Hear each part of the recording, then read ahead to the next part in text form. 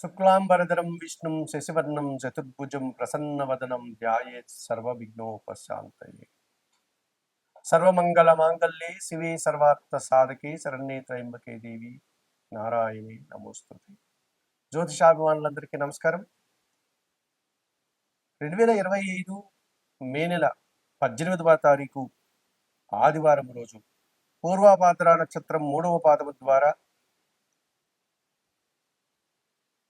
మీనరాశి నుండి రాహువు సాయంత్రం 5 గంటల ప్రాంతంలో కుంభరాశిలోనికి ప్రవేశిస్తున్నాడు. అదే రోజు అదే సమయానికి కేతువు కూడా ఉత్తర నక్షత్రం 1వ పాదము ద్వారా కన్యా రాశి నుండి సింహరాశిలోనికి సాయంత్రం 5 గంటలకు ప్రవేశిస్తున్నాడు. అదే ఆదివారం రోజు. ఈ రకంగా మే 18 సాయంత్రం 5 గంటలకు రాహువు మీనరాశి నుంచి కుంభరాశిలోనికి, కేతువు కన్యా రాశి నుంచి సింహరాశిలోనికి ప్రవేశించడం వల్ల రాహుకేతువులిద్దరూ కూడా తమ యొక్క మార్పును ప్రారంభించడం వల్ల ఈ 12 రాశుల మీద వీటి ప్రభావం ఎలా ఉంటుంది? సహజంగానే మనము ఈ ఛాయాగ్రహాలైనటువంటి రాహుకేతువుల గురించి మనం మాట్లాడుకున్నప్పుడు ఇవి ఒక్కొక్క రాశిలో 18 నెలల పాటు అనగా 1.5 సంవత్సర కాలం తమ యొక్క ప్రయాణాన్ని కొనసాగిస్తాయి. శని భగవానుడు ఎలాగైతే 2.5 సంవత్సరం ఒక్కొక్క రాశిలో ప్రవేశించే సంచారాన్ని కొనసాగిస్తాడో, గురువు ఎలాగైతే సంవత్సర కాలం తన సంచారాన్ని ఒక్కొక్క రాశిలో కొనసాగిస్తాడో, ఈ రాహుకేతువులు మాత్రం ఈ మే 18 నుంచి 18 నెలలు అనగా 1.5 సంవత్సర కాలం రాహువు కుంభరాశిలో, కేతువు సింహరాశిలో తమ యొక్క సంచారాన్ని కొనసాగిస్తారు. సహజంగా రాహువు గురించి మనం మాట్లాడుకున్నప్పుడు ఒక పొగ వంటి ఆకారం, భయంకర రూపం, నల్లని శరీరం, వాత ప్రవృత్తి కలిగినటువంటి స్వభావం, వన సంచారం, అతిధైర్యం, సాహసం, పదవి వ్యామోహం, జూదం, గ్యాంబ్లింగు, దురాశ, అత్యాశ, అన్య భాషాభిమానం, అన్య దేశాభిమానం, బలాత్కారం, భ్రష్టత్వం, దొంగబుద్ధి, గొడవలు, కలహాలు, యుద్ధాలు, కేవలం ధనార్జనే ధ్యేయంగా ఉండడం, లేక పదవే ప్రధానంగా భావించడం, కుల మతాలను వ్యతిరేకించడం, సంస్కృతి సాంప్రదాయాలను త్యజించడం, ఇటువంటి ఈ లక్షణాలన్నీ ఉంటాయి. గంగా స్నానం, పితృతర్పణాలు, మరణాలు, శ్మశాన భూములు, ఇటువంటి స్వభావం కలిగినటువంటి ఈ రాహువు ఇప్పుడు కుంభరాశిలోనికి ప్రవేశించాడు. ఇక కేతువు ఇంచుమించుగా రాహు లక్షణాలన్నీ కలిగి ఉండి వాటితో పాటు వైరాగ్యం, మంత్రజపం, అనుష్ఠానం, వేదాంతం, దైవజ్ఞానం, నిరాడంబరత, దీక్షలు, వ్రతాలు, పూజలు, తీర్థయాత్రలు, భిక్షాటన, తంత్ర విద్యలు, సన్యాసం, దేశాటన, తీర్థయాత్రలు, సంసారానికి దూరంగా ఉండడం, నపుంసక లక్షణాలు, సన్యాస లక్షణాలు, ఇవన్నీ కూడా కలిగి ఉంటాడు ఈ కేతు. మరి ఇటువంటి కేతు ఇప్పుడు సింహరాశిలో 18 నెలల పాటు ఆయన ప్రయాణాన్ని కొనసాగిస్తున్నాడు. అందుకే మన వాళ్ళు వైదిక సాంప్రదాయాన్ని అనుసరించేటువంటి జ్యోతిష్ శాస్త్రంలో ఒక సర్పాన్ని గన శరీర మధ్యంలో ఖండిస్తే తల సర్పం సగభాగం రాహువు అయితే, తోక సర్పం సగభాగం కేతువు అని చెప్తారు. ఇదన్నీ కూడా ఒక సింబాలిక్గా, ఒక ప్రతీకగా మన పెద్దవాళ్ళు మనకు చెప్పడం జరిగింది.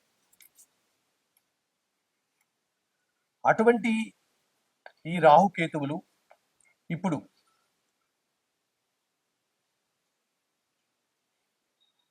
కుంభరాశిలో రాహువు, సింహరాశిలో కేతువు సంచారం కొనసాగుతోంది. మరి 12 రాశుల మీద వీటి ప్రభావం ఎలా ఉంటుంది? ఈ రాహుకేతుల యొక్క ప్రభావం 12 రాశుల మీద ఎలా ఉంటుంది?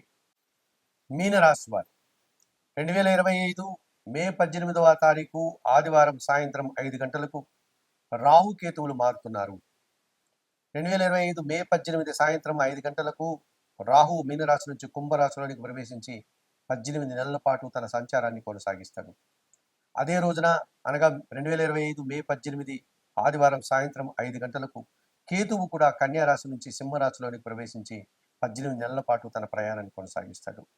ఈ రకంగా రాహుకేతువులు మారి తమ యొక్క సంచారాన్ని అనగా రాహు కుంభరాశిలో కేతు సింహరాశిలో సంచారాన్ని కొనసాగించడం వల్ల మీనరాశి వారికి ఈ రాహుకేతుల యొక్క ప్రభావం వల్ల ఎటువంటి ఫలితాలు ఉంటాయి అన్న విషయాన్ని మీరు తెలుసుకోబోతున్నారు. ప్రధానంగా మీనరాశి వారికి 12వ భావములో వ్యయ భావములో రాహు సంచారం పూర్తిగా వ్యతిరేక ఫలితాలను ఇస్తుంది.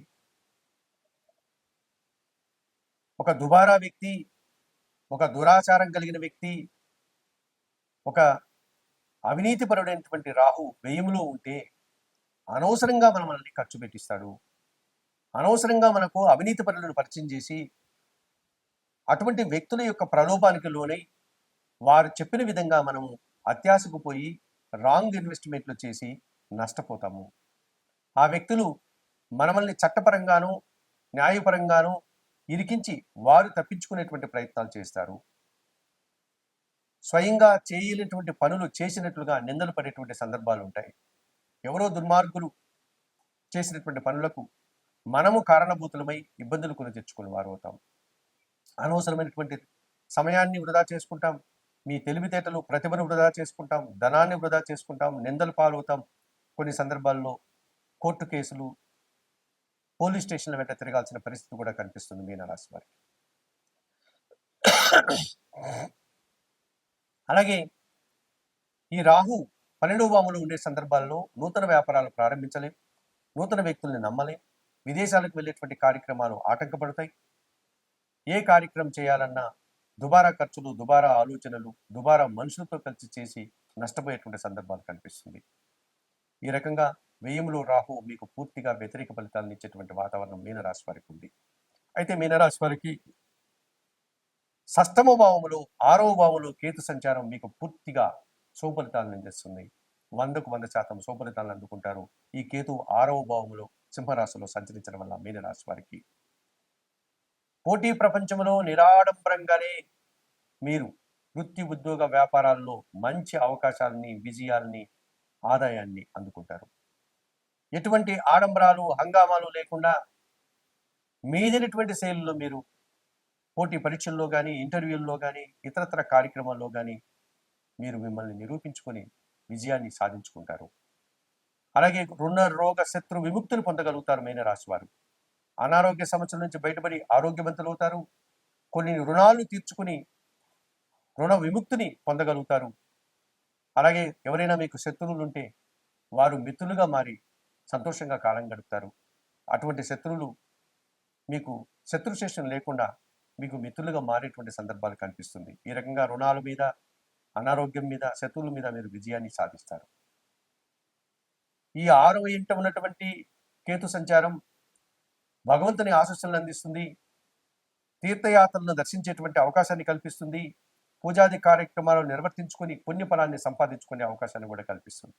ఈ రకంగా మీనరాశి వారికి కేతు పూర్తిగా సహకరించడం వల్ల మీరు కాస్త ఊపిరి పీల్చుకొని ప్రశాంతంగా, సంతోషంగా, దైవబలంతో ఆనందంగా ఉండేటువంటి వాతావరణం కనిపిస్తుంది.